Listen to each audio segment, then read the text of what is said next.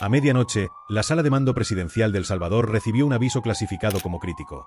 Un joven detenido en el CECOT estaba bajo investigación por presunta vinculación con estructuras de pandillas violentas, y las autoridades recibieron una alerta directa sobre la necesidad de una intervención inmediata. La situación fue catalogada como de máxima prioridad, no solo por la naturaleza del objetivo, sino por la presión que implicaba la familia involucrada, especialmente su madre, cuya desesperación se reflejaba en la urgencia de la solicitud recibida. Desde los primeros segundos, quedó claro que la operación debía combinar precisión técnica con control absoluto del entorno, considerando tanto la seguridad del joven como la del personal operativo. La ubicación del objetivo ya había sido confirmada mediante geolocalización avanzada y vigilancia encubierta, y cualquier demora podría comprometer la eficacia de la intervención y generar riesgos adicionales. La operación estaba diseñada para ejecutarse de manera simultánea y coordinada, con cada unidad con un rol específico, desde el aseguramiento del perímetro hasta la entrada y captura del sujeto, bajo protocolos de máxima seguridad y con supervisión directa de los altos mandos. El joven, identificado por tatuajes visibles en rostro y cuello asociados con pandillas, se encontraba en un entorno urbano de alta densidad, con calles estrechas, viviendas adyacentes y presencia de civiles que aumentaban el riesgo operativo. La planificación de la intervención contempló cada escenario posible: resistencia activa, presencia de terceros y necesidad de neutralización inmediata para minimizar cualquier impacto colateral. Los equipos de inteligencia utilizaron información SIGINT, análisis de patrones de comportamiento y registros de comunicación interceptados legalmente para anticipar movimientos y asegurar un despliegue efectivo. La sala de mando coordinaba todos los datos, revisando en tiempo real la ubicación de cada unidad, ajustando estrategias de acceso y rutas de extracción para garantizar que la intervención no solo fuera efectiva, sino también controlada. Los minutos previos al despliegue fueron críticos. Los coordinadores de la operación verificaron cada detalle: rutas de acceso al inmueble, cobertura de perímetro, posiciones de vigilancia encubierta y posibles vías de escape. Las unidades tácticas se posicionaron estratégicamente alrededor del objetivo, listas para iniciar la operación de manera simultánea. Cada movimiento se sincronizó con precisión, incluyendo la coordinación de comunicaciones cifradas, movilidad de vehículos y aseguramiento de zonas críticas.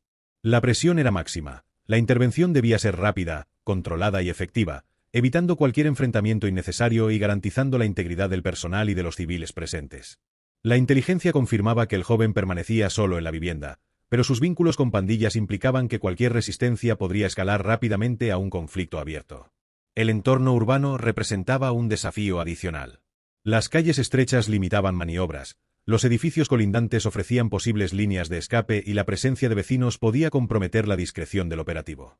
La sala de mando revisaba constantemente cada variable, asegurándose de que todos los escenarios estuvieran contemplados. Los agentes estaban entrenados para neutralizar cualquier resistencia de manera inmediata y segura, con protocolos estrictos de entrada, contención y extracción. Cada unidad contaba con roles claramente definidos: seguridad perimetral, entrada principal, cobertura de flancos, registro de evidencia y transporte del detenido. Todo debía ejecutarse con sincronización milimétrica para garantizar la efectividad de la operación y minimizar riesgos. La operación no solo implicaba la captura del joven, sino también la gestión de un elemento humano que podía alterar el desarrollo de los hechos: la madre del detenido. Su solicitud de intervención había elevado la prioridad del caso y añadido presión adicional al equipo, que debía equilibrar la aplicación estricta de la ley con la consideración de la familia afectada. Cada decisión operativa se tomó considerando la seguridad integral del joven, la eficiencia del despliegue y la mitigación de cualquier impacto externo. La geolocalización en tiempo real, la vigilancia encubierta y el análisis de comunicación permitieron anticipar movimientos del sujeto y asegurar un despliegue limpio, reduciendo la posibilidad de enfrentamientos violentos.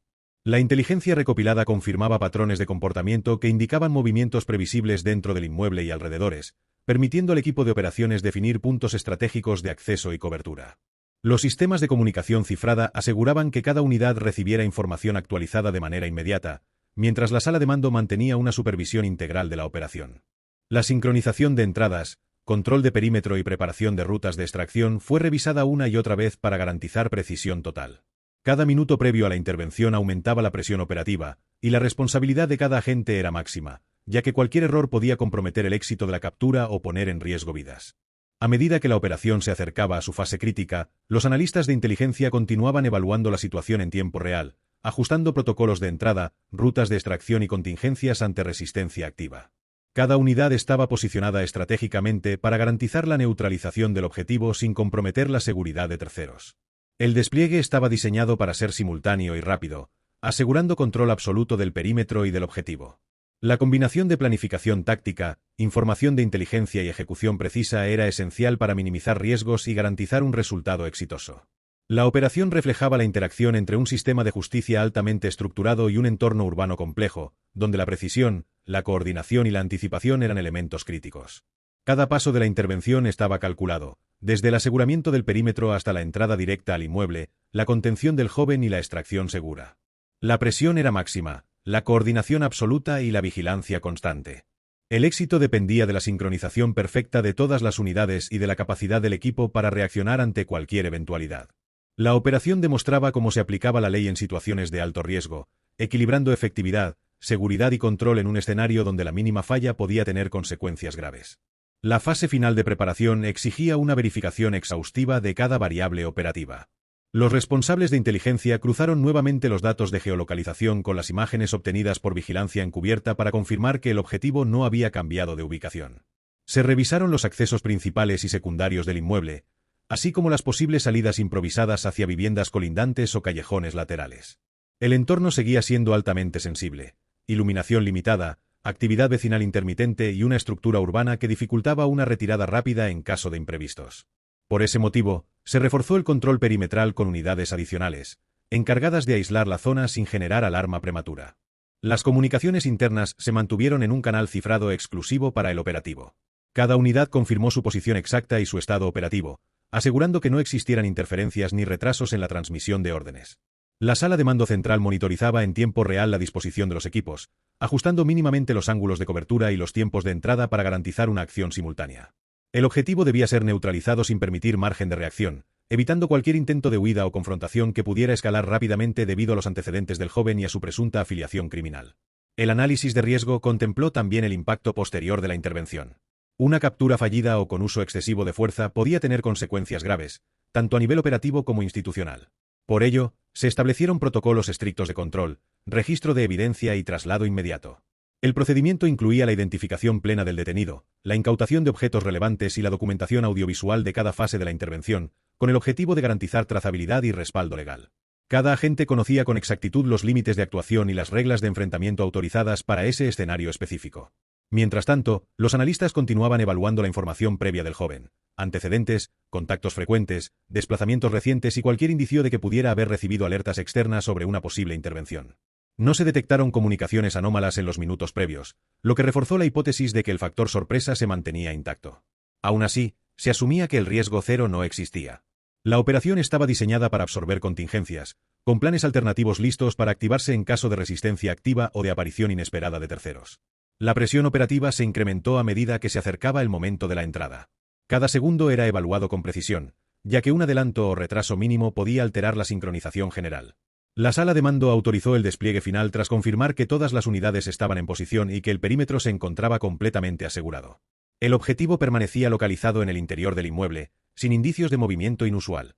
La intervención estaba lista para ejecutarse bajo los parámetros establecidos. Este operativo no solo representaba una acción puntual de captura, sino un ejemplo del modelo de seguridad aplicado bajo el régimen de excepción: intervenciones rápidas, control total del entorno y utilización intensiva de inteligencia previa. La prioridad era neutralizar amenazas asociadas a estructuras criminales sin permitir que éstas reaccionaran o se reorganizaran. En ese contexto, la figura del joven detenido se convertía en un elemento dentro de una estrategia más amplia de desarticulación, mientras que la presión familiar añadía una dimensión adicional que debía ser gestionada sin comprometer los objetivos de seguridad nacional. Con todos los elementos alineados, la orden final quedó pendiente de ejecución inmediata. Los equipos aguardaban la señal definitiva, conscientes de que los próximos minutos definirían el resultado del operativo y marcarían el inicio de una nueva fase para el detenido. La intervención estaba a punto de comenzar, con un despliegue diseñado para ser rápido, controlado y definitivo, en un escenario donde la ley, la inteligencia y la presión humana convergían en un mismo punto crítico. La señal de inicio activó de forma simultánea a todas las unidades desplegadas. El control del perímetro se cerró en cuestión de segundos, bloqueando accesos y restringiendo cualquier circulación no autorizada en la zona inmediata. Las unidades asignadas a los flancos confirmaron que no había movimiento externo ni presencia de terceros que pudiera interferir con la intervención. La prioridad en ese instante era mantener el aislamiento total del entorno para evitar filtraciones de información o reacciones imprevistas. La coordinación se mantuvo estrictamente técnica, con confirmaciones breves y precisas transmitidas a la sala de mando, que continuaba supervisando cada fase del operativo en tiempo real. La entrada al inmueble se ejecutó conforme a los protocolos establecidos. Los equipos avanzaron de manera controlada, asegurando primero los espacios críticos y verificando que no existieran amenazas ocultas. Cada área fue revisada siguiendo un orden predefinido, minimizando tiempos y reduciendo el riesgo de confrontación directa. El objetivo fue localizado rápidamente en el interior, sin que se registraran intentos de fuga ni resistencia activa en los primeros instantes. La intervención se mantuvo dentro de los parámetros previstos, lo que permitió avanzar con la fase de control y aseguramiento sin necesidad de escalar el nivel de fuerza. Una vez neutralizado el objetivo, se procedió a su identificación y a la verificación de sus datos personales, contrastándolos con la información previamente recopilada por los equipos de inteligencia. El registro del inmueble se llevó a cabo de forma sistemática, documentando cualquier elemento relevante para la investigación y asegurando la cadena de custodia de la evidencia. Todo el procedimiento fue supervisado para garantizar el cumplimiento de los protocolos legales y operativos, conscientes de que cada detalle podría ser revisado posteriormente. La intervención había logrado su objetivo principal sin incidentes mayores, pero la operación aún no había concluido. El traslado del detenido se preparó de inmediato.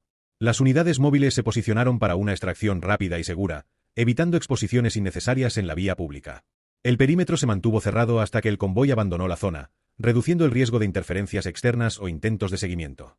Durante el traslado, el monitoreo continuó activo, con comunicación constante entre los equipos y la sala de mando para confirmar que la ruta se mantenía despejada y que no se detectaban anomalías. Este operativo formaba parte de una estrategia más amplia de control territorial y desarticulación de estructuras criminales. La captura del joven no se analizaba de manera aislada, sino como un eslabón dentro de una cadena de intervenciones destinadas a debilitar redes de pandillas y reducir su capacidad operativa. La rapidez y precisión del despliegue reflejaban un modelo de seguridad basado en inteligencia previa, coordinación interinstitucional y ejecución controlada, diseñado para minimizar riesgos y maximizar resultados. A nivel institucional, la operación fue evaluada de inmediato. Los responsables revisaron los tiempos de respuesta, la efectividad del aislamiento perimetral y la correcta aplicación de los protocolos de entrada y extracción. Cada fase fue documentada para su análisis posterior, con el objetivo de optimizar futuros operativos y corregir posibles puntos de mejora. La intervención se consideró técnicamente exitosa, aunque el impacto humano y social del caso seguía siendo un factor relevante en la evaluación global.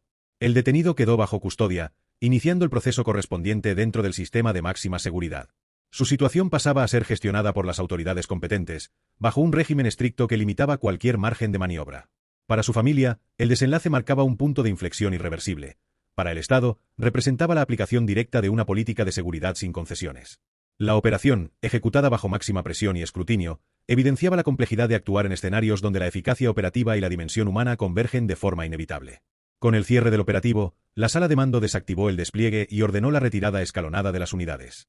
El entorno volvió progresivamente a la normalidad, mientras los informes preliminares comenzaban a redactarse.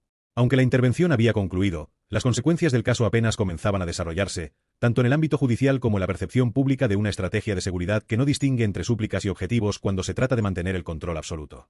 Tras la retirada de las unidades, el foco pasó a la fase administrativa y de control posterior a la captura. Los responsables del operativo comenzaron la redacción de los informes técnicos, detallando cada movimiento, cada decisión tomada y cada variable que influyó en el desarrollo de la intervención. Se revisaron los registros de comunicaciones, las grabaciones de vigilancia y la documentación de la evidencia incautada para asegurar coherencia y trazabilidad. Este proceso no era secundario, formaba parte esencial del modelo operativo, ya que cualquier inconsistencia podía comprometer procedimientos futuros o generar cuestionamientos legales. El detenido fue ingresado bajo custodia estricta, iniciando los protocolos correspondientes a su situación dentro del sistema penitenciario de máxima seguridad. La evaluación inicial incluyó la verificación de identidad, el registro físico completo y la clasificación preliminar según su perfil de riesgo. Todo el procedimiento se realizó bajo supervisión directa, con controles redundantes diseñados para eliminar cualquier posibilidad de error o trato preferencial. Desde ese momento, el joven pasaba a ser un número dentro de una estructura que opera bajo reglas inflexibles, donde la individualidad queda subordinada al control total. En paralelo, las áreas de inteligencia continuaron analizando el impacto inmediato de la captura. Se evaluó si la intervención había generado movimientos secundarios dentro de la estructura criminal a la que presuntamente pertenecía el detenido. El monitoreo de comunicaciones se intensificó durante las horas posteriores, buscando señales de reacción, reagrupamiento o intentos de presión externa.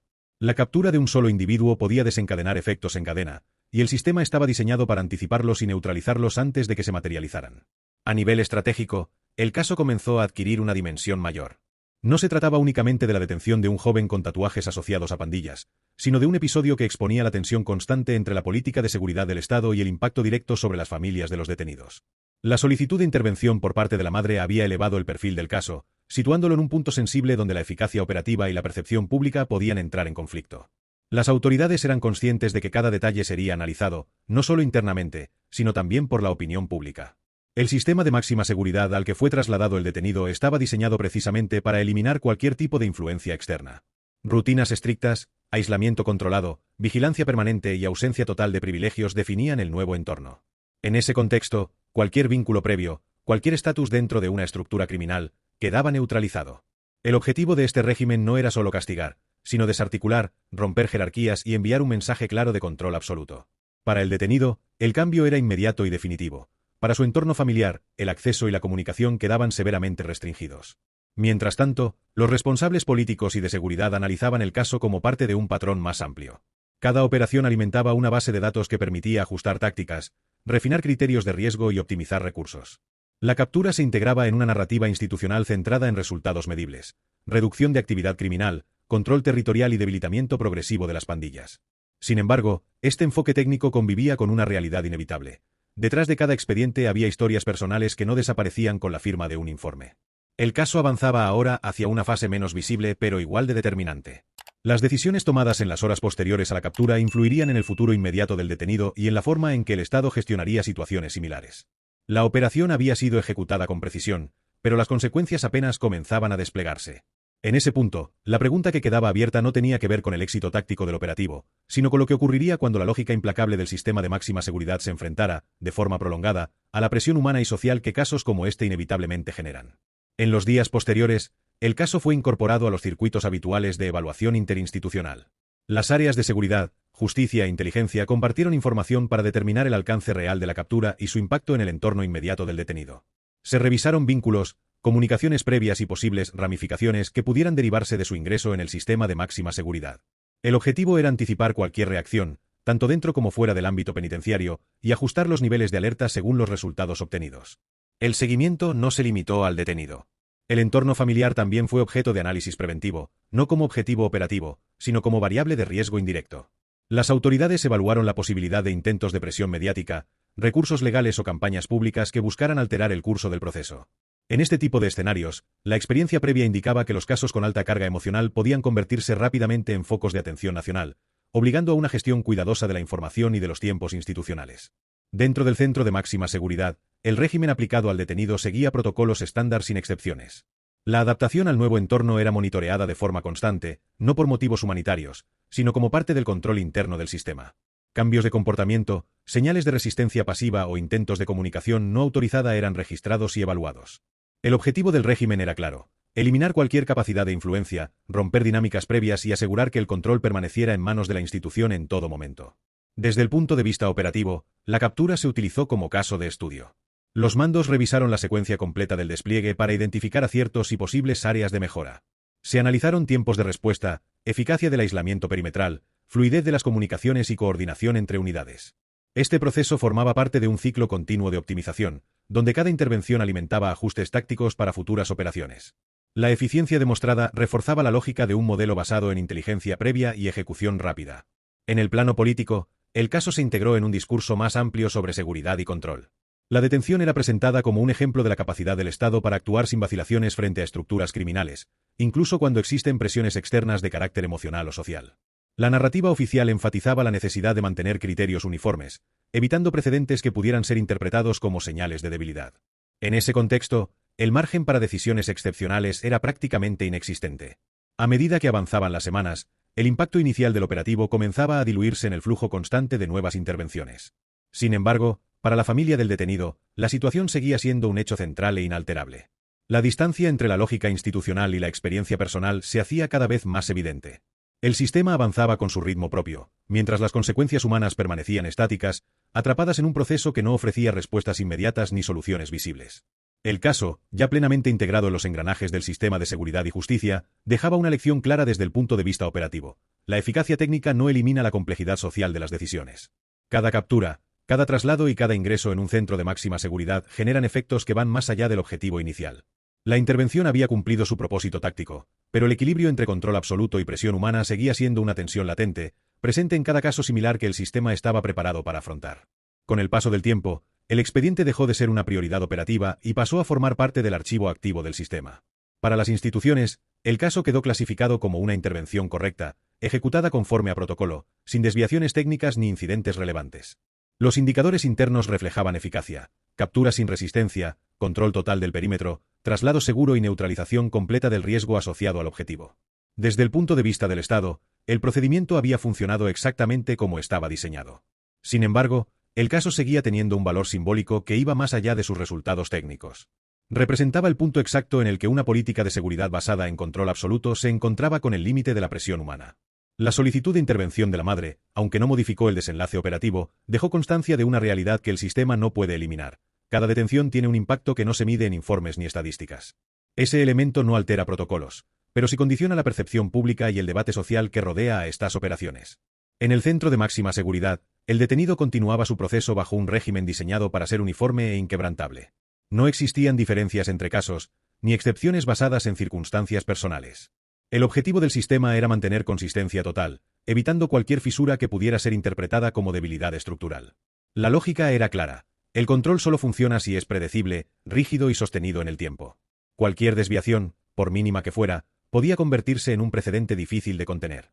A nivel estratégico, el caso reforzó una conclusión que ya estaba presente en los análisis internos. La efectividad operativa no elimina la necesidad de gestionar el impacto social. Cada intervención genera una narrativa paralela que se desarrolla fuera del ámbito técnico, en el terreno de la opinión pública y la percepción ciudadana. Ignorar ese plano no compromete la ejecución inmediata, pero sí influye en la legitimidad a largo plazo del modelo de seguridad aplicado. Las autoridades eran conscientes de esa tensión, aunque la prioridad seguía siendo mantener el control y la disuasión como ejes centrales. Con el expediente cerrado y el operativo archivado, el sistema avanzó hacia nuevas intervenciones, nuevos objetivos y nuevas capturas. El ritmo no se detuvo. La estructura estaba diseñada para absorber casos individuales, sin alterar su funcionamiento general. Pero el rastro del caso permanecía como un recordatorio silencioso de que, incluso en un modelo de seguridad altamente tecnificado, existen factores que no pueden neutralizarse con protocolos ni con fuerza operativa. El ruego de una madre, aunque no cambió el curso de la operación, expuso el contraste entre dos realidades que conviven de forma permanente: la de un Estado que actúa con criterios de seguridad absoluta y la de familias que enfrentan las consecuencias directas de esa aplicación estricta de la ley. Ese contraste no se resuelve en una captura ni en un traslado, permanece latente, acumulándose en cada nuevo caso. Y es precisamente ahí, en ese punto de fricción constante, donde se define el verdadero alcance y el costo humano de una política de control total.